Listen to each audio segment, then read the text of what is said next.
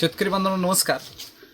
आज आपण पुणे जिल्ह्यामधील इंदापूर तालुका पिंपरी या गावी आलो.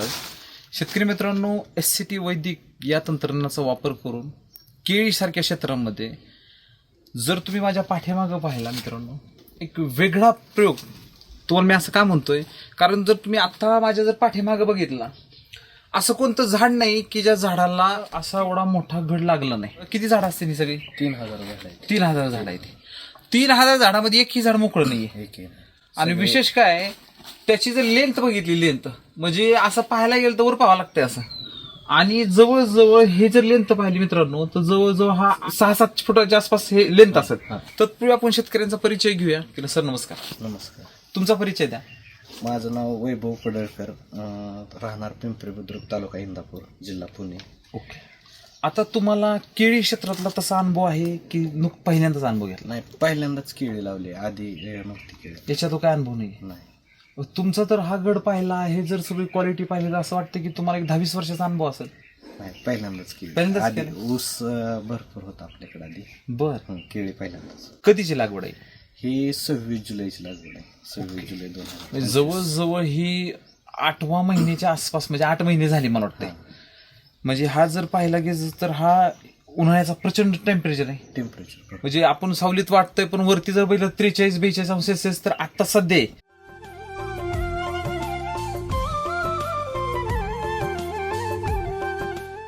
जर उंची बघितली सर, आता ह्याची उंची जर बघितली सर, किती उंची असेल केळीची, पूर्ण केळीची उंची? हे वर 11-12 फुटापर्यंत गेलं असेल हे सगळं पान. आता आम्ही तुम्हाला काही गोष्टी दाखवतो. आता माझ्या पुढे हात तुम्ही बुंदा बघू शकता. हाच बुंदा बघा याच्यामध्ये. सर किती बुंदा असेल? वा, केवढा असेल हा बुंदा? काय वाटतंय? 1 सेंटीमीटरचा, 1 मीटरचा. 1 मीटरचा? 1 मीटरचा. सर कसा वाजते बघा ना. हा एकदम भरीव. मला सांगा सर, ह्याचा बुंदा एवढा आहे याच्यामध्ये, तर याची फळ जर बघितलं वरती बघा ना, आता फळ जर बघितलं सर, या ना इकडं, फळ केवढं आहे बघा ना ते.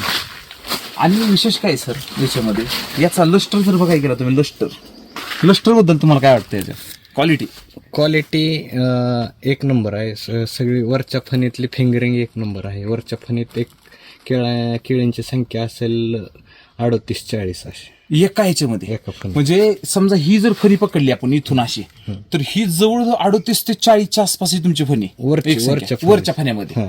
ओके.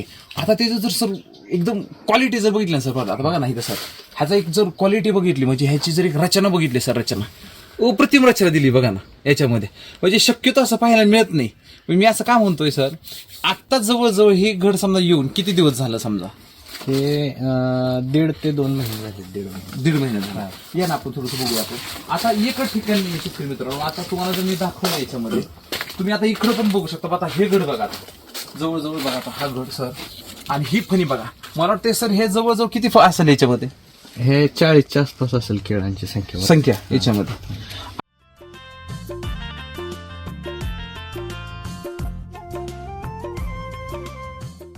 आता मला थोडंसं वैशिष्ट्य पाहिजे का, आता आपण केळ जर पाहिजे, आता सगळीकडे केळ फुलून पाहिले, पण मला एक तुमच्याकडून विचारायचं की समजा हे जे तुम्ही आज चमक पाहताय, हे जे क्वालिटी पाहताय, याच्या मागचं रहस्य काय? ह्याला खांदणीला कृषी अमृतचा वापर भरपूर प्रमाणात केला. किती बॅग टाकल्या? 3000 झाडांसाठी मी 40 बॅगा टाकल्या होत्या. ओके. म्हणजे खांदीला. खांदणीला तुम्हाला भीती नाही का वाटली बाबा 40 बॅग टाकतोय आपण याला?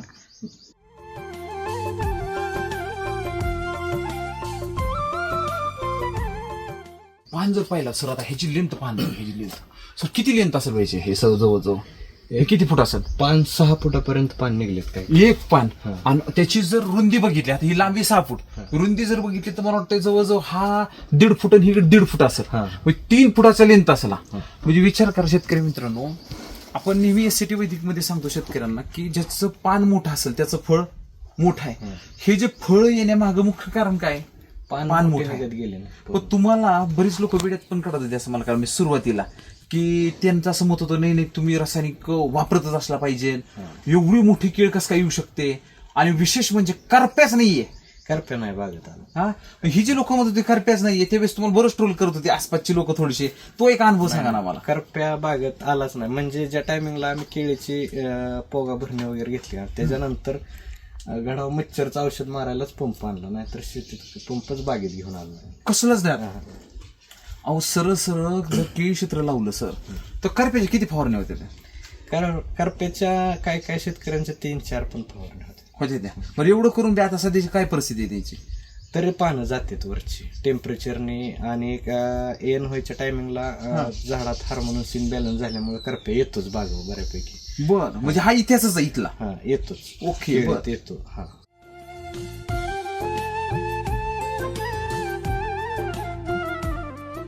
तुम्हाला असं वाटतं का सर, ज्या शेतकऱ्यांना भरपूर नॉलेज होतं ह्या क्षेत्रातला, म्हणजे तुम्ही तर आत्ता आले तर 1 वर्ष झाले, पण तुम्हाला पण काही लोक सल्ला देणार होते, आसपासचे सगळे लोक तुम्हाला गायडन्स करणार होते, त्यांचा तर खूप मोठा अनुभव होता. अनुभव आहे ना. पण तुम्हाला असं वाटतं का जर तुम्हाला त्यांच्या एवढा अनुभव असता, बघा मी काय म्हणतोय, म्हणजे खूप ज्ञान असतं तुमच्यासारखं, म्हणजे तुमच्याकडे जे आता ज्ञान आहे पण त्यांच्याकडे केमिकलचं ज्ञान आहे, काय परिस्थिती असं जर तुमच्याकडे तेवढं केमिकलचं नॉलेज असतं, आज हरकत नाही ठेवायला, पण असतं समजा तसाच प्रयोग अजून चालू ठेवला असता लोकांचा ऐकून, काय झालं असतं? काय झालं, मातीवर जास्त मी काम केलं ह्याच्यात केळीवर. बर. सगळ्यात महत्वाचं म्हणजे मला स्वतःला समजलेलं की जमिनीत नायट्रोजनचं प्रमाण जास्त झाल्यानंतर कार्बन कमी होतंय. ओके. त्याच्यासाठी मग मी कार्बनवर भर दिला, ऑर्गॅनिक कार्बनवर. जमिनीतला कार्बन वाढवायचं. कार्बन वाढवण्यासाठी काय उपाय केले? एक तर कृषी अमृत टाकलं तुम्ही, कृषी अमृत टाकलं, आणि सॉइल चार्जर किती दिलं? सॉइल चार्जर ह्या बागेला आतापर्यंत कमीत कमी 20 लिटर पर्यंत गेला. 20 लिटर गेले. म्हणजे जवळजवळ 8 महिन्यामध्ये तुम्ही 20 लिटर सॉइल चार्जर दिले.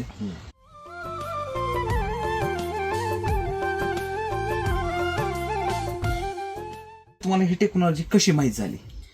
मी आधीच युट्यूबला वगैरे व्हिडिओ बघितले होते, पण माझ्या मित्रांनी ते कोणी यूज केलेलं त्याच्यावरती बघितलं मी त्यांच्या बागेत जाऊन, पेरूच्या वगैरे बागेत, आणि त्याच्यानंतर मग मी स्वतः निर्णय घेतला की हे औषध यूज करायचे म्हणून.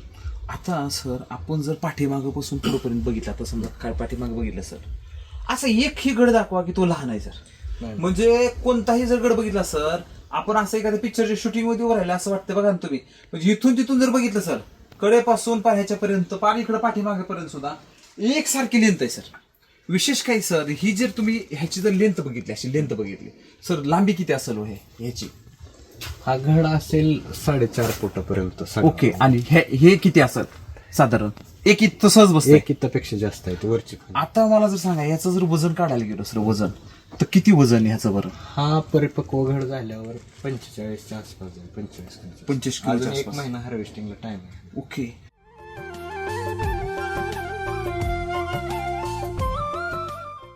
आता जर साईज बघितली सर, क्वालिटी बघितली, बऱ्यापैकी काय होतं की शेतकऱ्यांच्या बांधावर जेव्हा आपण जातो एकदम बारीक बारीक फणी निघतात. आणि ही फणी अशी पाहू पण नाही वाटत, फाणी एवढी एवढी शिक, मग सांगा किती माल निघायची त्याचा. आज जर तुमच्याकडे फणी बघितलं तर एक्सलंट क्वालिटी आहे.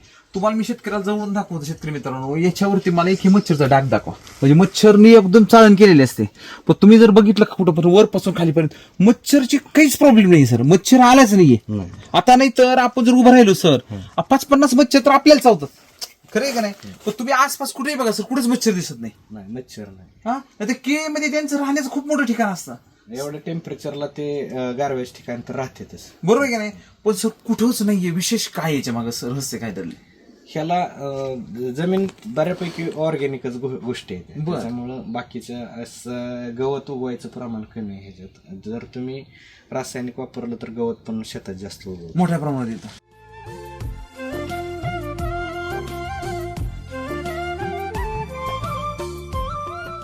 सर बुंद्याच्या बाबतीत काय वाटतं? आता हा जर बुंदा बघितला सर, खाली वरती बघा, मी शेतकऱ्यांना दाखवतो यामध्ये. आता हा बुंदा आहे सर, बरोबर सर, हा काय लष्टर आहे त्याच्यावरती, बुंद्यावर बघा ना काय तेज आहे बघा सर, तेज पहा ना कसं आहे बुंद्यावरती, पहा त्यावरती. आता तुम्ही जर बघितलं सर, बुंद्याचं पोषण चांगलं झाल्यामुळं वरती घड मोठं पडलेलं आहे. अहो सर, जवळजवळ 1 मीटरचा घेरा आहे सर याचा. 1 मीटर म्हणजे जार जेवढा असतो का, जार आपला आपण ज्या पाण्याचा, तेवढ्या पाण्याच्या जार एवढ्याचा तर घेरा आहे सर. आम्ही काय बुंद्याला टेप लावलेला आहे, तो जारपेक्षा 10 इंच जास्त आहे. जारपेक्षा पण 10 इंच जास्त. हे जर क्वालिटी पाहिली सर, मला सांगा, ह्याचा जर घेरा पाहिला, ह्याच्या पाठीमागं जर तुम्ही खाली कृषी अमृत दिलं होतं, बरोबर का नाही सर, खालच्या साईडला, तुमच्या ह्याच्यामध्ये जर कुठं सर पांढऱ्यामुळे जमिनीची वरती झाली ते पूर्णपणे मुळी प्रॉपर मुळी चालते, त्याच्यामुळं करप्या नाही आणि बागेला दुसरा काय हे नाही, आजार नाही, कसलाच आजार नाही. आता तुम्ही मला एका ठिकाणी पूर्ण जमिनीवरती पांढरी मुळी दाखवत होता, बरोबर का नाही? म्हणजे डायरेक्ट जमिनीवरती पांढरी मुळी आली त्याच्यामध्ये. आता खालच्या साईडला जर बघितलं सर कुठंच गवत नाही, विशेष म्हणजे बघा ना कुठंच तुम्हाला गवत दिसत नाही. आता बघा इथेच दाखवतो तुम्हाला, इकडे या. मी तुम्हाला दाखवतो शेतकरी मित्रांना. शेतकरी मित्रांनो, तुम्ही चकित करण्यासारखी गोष्ट आहे बघा. ही तुम्ही जर माया पुढे पाहताय बघा, आता हे जवळून ही जवळजवळ सर सगळी पांढरी मुळीवरती आली, पूर्ण मारती पांढरी मुळीवरती आहे. बघा बघा याच्यावरती.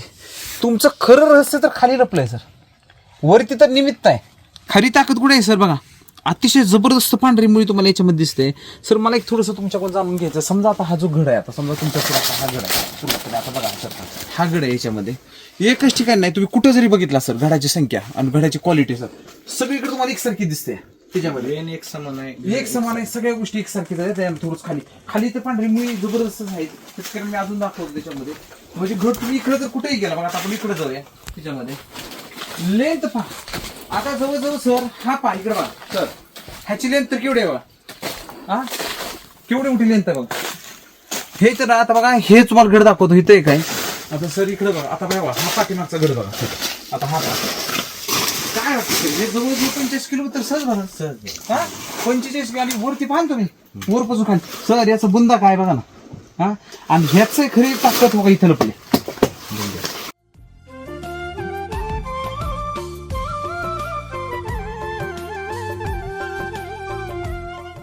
SCT वैदिकची बाग सर, तुम्हाला असं वाटतं का जे शेतकरी आता केमिकल वापरू लागले मोठ्या प्रमाणामध्ये आणि मोठ्या प्रमाणात त्यांच्याकडे करप आहे, अशा कोणत्या गोष्टी आहेत ज्या SCT वापरल्यानंतर फायदेशीर ठरतात आणि केमिकल वापरल्यानंतर तुम्हाला ह्या गोष्टी येणारच?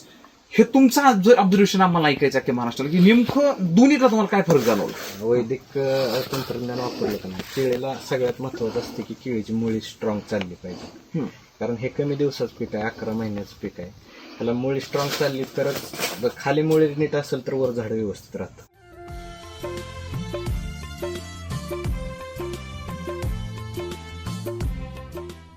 आता जी पांढरी मुळी तुम्ही खाली जे पाहिले सर, शक्यतो लोकांना खाली मल्चिंग करून सुद्धा भेटत नाही. काही लोकांना म्हणजे केमिकल वाल्यांना तर भेटत नाही, हे दुर्मिळच आहे त्यांच्यासाठी.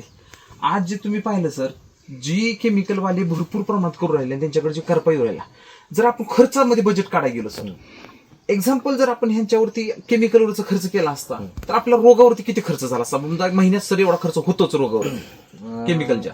केमिकल जास्त प्रमाणात यूज केलं का मग मुळी बंद पडल्यानंतर ते ऍक्टिव्ह करायसाठी खर्च करावा लागला असता.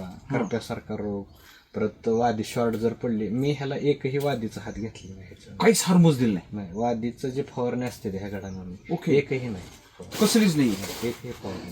मला सांगा, जर आपण ही जे केमिकलवाली मारतात समजा हायजेनासाठी, जरी त्यांनी मारला असं सर, मला दाखवा केमिकल एकही बागीत झाला आणि मला असा घड दाखवा.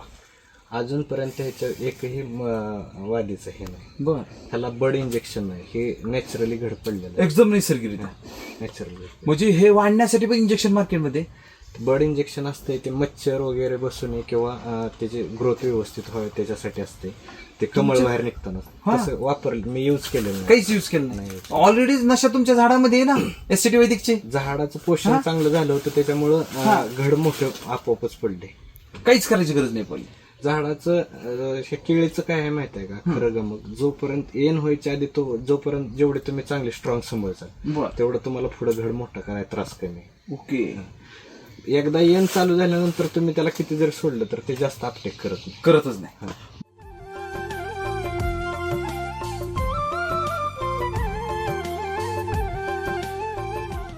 मला तुमचा हा पण अनुभव ऐकायचा की ज्यावेळेस आपण हेच पाहून कांद्याला तुम्ही वापरलं होतं, कांद्याचा काय अनुभव आहे? कांद्याला वापरलं होतं कृषी अमृत मी. कांद्याची साईज बघायला भेटेल तुम्हाला, 250 ग्राम प्लस सगळी साईज. एवढी एक कांद्याची? अहो लोकांच्या चिंगड्या निघू राहिल्या, तुम्ही तर म्हणताय डायरेक्ट 250 ग्रामची साईज. त्याच्यात चिंगळे हे वकलच नाही त्यात, कांदा काहीच नाही.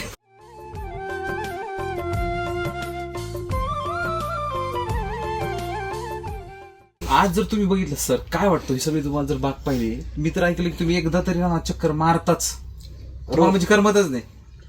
आणि जास्तीत जास्त करून आता सगळं म्हणजे माझ्यासोबत जे माझे मित्र आहेत त्यांचा पण भर आता ऑर्गॅनिक कडे SCT कडे हे पाहून झाल्यानंतर तुम्हाला मित्र ऐकलं कंपनी स्वतः इथं आली होती. ज्याची रोपं तुम्ही घेतलेत कुठल्या कंपनीची रोपं घेतलेत? मायक्रोसनची रोप आहेत. ओके. त्यांनी बघितले होते हे बाग येऊन त्यांच्या डीलरने ज्यांच्याकडून मी रोपं घेतली हा. त्यांनी सुद्धा ही बाग बघितली होती. ओके. त्यांना एक मदर प्लांट ह्याचा रिटर्न पाहिजे. याचा परत पाहिजे. आणि हे जर आता जर त्यांनी हा पाहिलं सर की हा मदर प्लांटवर एवढा खतरनाक हा घड बसलाय म्हणजे एक ठिकाणीच नाहीये, कुठेही गेलं तर कुठं. आणि विशेष म्हणजे पानांची क्वालिटी, आता वरती जर पहिली पानांची क्वालिटी सर म्हणजे 6-7 फुट पानं झाली सर याचे. पान जोपर्यंत खाली मुळी व्यवस्थित आहे का हा. नाही तोपर्यंत पान प्रत्येक निघणारं पहिल्या पानापेक्षा मोठं निघतं. बर. पण खाली मुळीला प्रॉब्लेम आला का पोगा अडकणं, परत पोग्यासाठी पोगा व्यवस्थित करण्यासाठी वेगळा खर्च. जोपर्यंत मुळी चांगली आहे तोपर्यंत वर काहीच होत नाही. काहीच होऊ शकत नाही.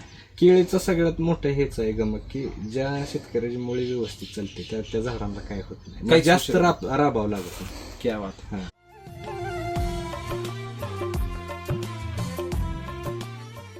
जवळजवळ सर मला सांगा ना, जवळजवळ हा जर 40 किलोचा हा गड बसला सर, असं गृहीत धरू आपण 75 तर पुढे भरणारच आहे सर. साधारण 3000 झाडं तर किती टन माल जाईल एक अंदाज? 90 टनाच्या आसपास जाईल. सहज 90 टन.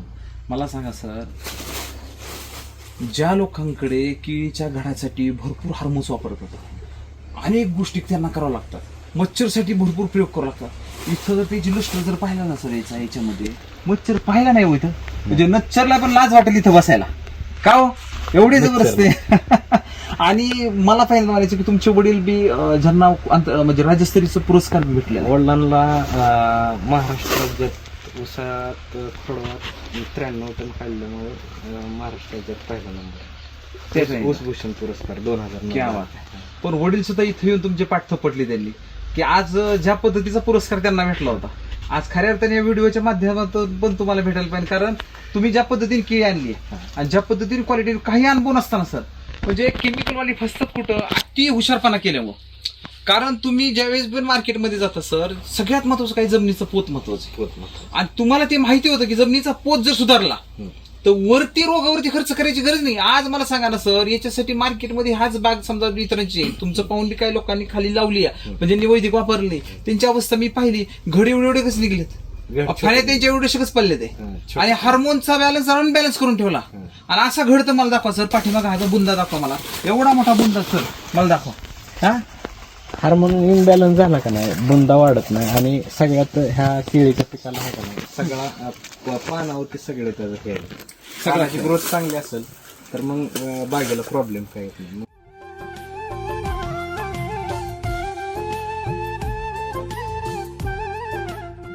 तुम्ही ह्या पाठाच्या पाण्याने ज्यावेळेस पाणी देत होता, ड्रिपने म्हणा पाठाच्या पाण्याने म्हणा, तुम्ही काही सेटिंग चार्जर साईज चार्जर सोडलेत का? मी ह्याला हे सोडले साईज चार्जर आणि quality charger, quality size mix करून सोडलं. क्वालिटी साईज त्याचा तुम्हाला काय फायदा झाला? अजून ह्याला फुगायचं औषधच सोडलं नाही तर काहीच नाही अजून. ही नॅचरली आहे सगळं, नॅचरलच चालू आहे. त्याला एकदा साईज चार्जर सोडलेलं, एकदाच सोडलंय ते, त्याचाच परिणाम. आणि मगाची पांढरी मुळी त्याच्यामुळे झाली. 2 लिटर एका टायमिंगला मी सॉइल चार्जर सोडतो. ओके. आता कांद्याचा अनुभव एक्सलेंट आहे, केळीचा अनुभव एक्सलेंट आहे, तुम्ही आता डाळिंबाला वापरता, डाळिंबाला पण देत आहे, तो एक अनुभव सांगा. डाळिंबाला आता आणखी भरायचा आहे बेसळ डोस त्याला, आणखी त्याला सॉइल चार्जर ड्रिप मधनच सोडत होतो. त्याला तर दुसरं सॉइल चार्जर सोडून दुसरं त्याला काय वापरलं काहीच नाही. आम्ही आता झाडं बघितली एकदम खतरनाक झाडं होते.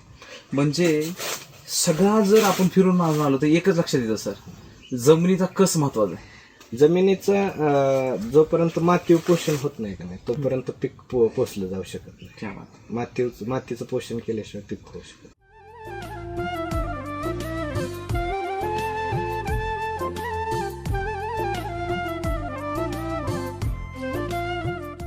ज्यांनी ही टेक्नॉलॉजी बनवली राम सरांनी, काय सांगाल अशा तंत्रज्ञान व्यक्तींना, काय सांगाल तुम्ही ज्यांनी समर्पण केले साठी वैदिकसाठी असं मोठं तंत्रज्ञान बनवलं, तिथं हजारो शेतकऱ्यांच्या घरामध्ये आज यश पाहायला भेटतंय, गायी वाचवल्या, अशांना काय तुम्हीच म्हणाल? राम मुखेडकर सरांनी शेतकऱ्यासाठी सगळ्यात महत्वाचं म्हणजे त्यांनी ही माती वाचवली. क्या मातीची सेवा त्यांनी भरपूर त्यांच्याकडून झाली. देशभक्ती कुठल्याही मार्गाने होऊ शकते, ही देशाची सेवा आहे. हे माती आणि खरं ह्याला शेतीला आहे का नाही, जर मोठ्या प्रमाणात रासायनिकचा मारा झाला तर पुढल्या 10 वर्षात जमिनी पुढल्या पिढीला आपण स्वतः द्यायला सक्षम राहणार नाही त्यांच्या हातात. खरं खरं. हे पिकणार नाही काय. म्हणजे जवळजवळ आज म्हणलं ना सर, चांगला म्हणजे तुमचं शिक्षण बी खूप चांगलं आहे. तुम्ही पुण्यातनं सोडून इथं आलाय. काय करत होते पहिले? मी कॉम्पिटेटिव्ह एक्झामचा अभ्यास करत होतो. अच्छा, एमपीएससीचा अभ्यास करत होता. मग ज्यावेळेस तुम्ही इकडे आले ते सगळं सोडून, आज असं वाटतंय का सर स्वतःची शेती एवढी मोठं चांगलं, आज त्याच्यापेक्षा जास्त पैसा कमवू शकतो आपण? 100% त्याच्यापेक्षा जास्त पैसा बी कमवू शकतो आणि समाधानी बी आहे. आणि एकदम समाधानी. क्या बात आहे.